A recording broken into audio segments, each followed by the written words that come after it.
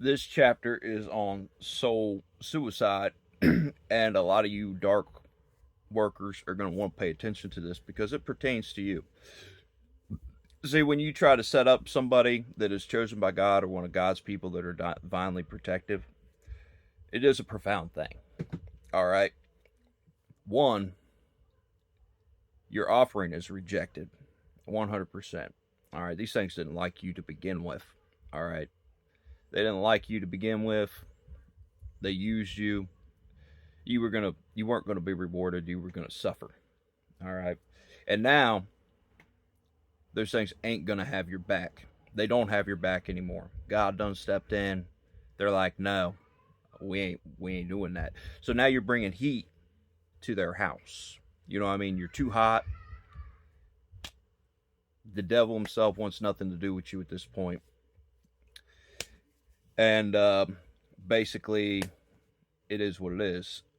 So those people that thought they were going to be rewarded in the afterlife by doing certain rituals or certain practices, no, that's gone.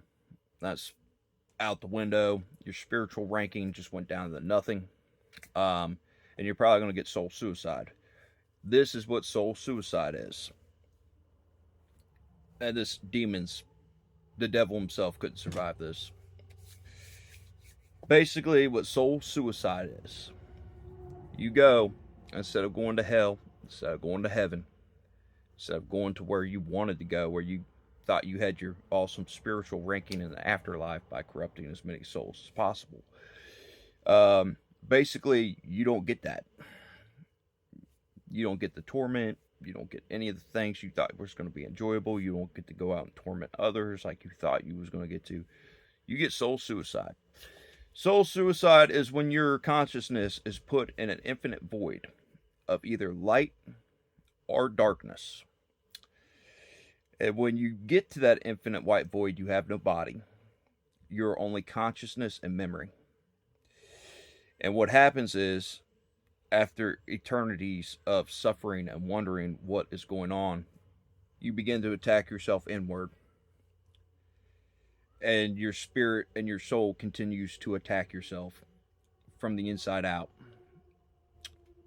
through eons and centuries, and to the point that your spirit and soul finally collapses inward on itself.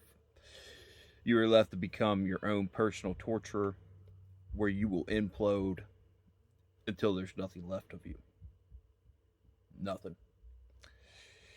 Even if you threw the devil himself in the void, the devil will be left alone with nothing but his own thoughts. And I know, because I've overdosed and I've died and I've gone to the void. I found it peaceful. You know what I mean? If you have nothing, if you don't have anything, any burdens or nothing on you, it's a peaceful place. Infinite, white, silence, nothing but you and your own thoughts. I found it enlightening. But souls that carry burdens and were expecting something great and vast, your soul will begin to eat itself alive from the inside out until there's nothing left. And that is how soul suicide works. And that's what a lot of you can expect. It is what it is.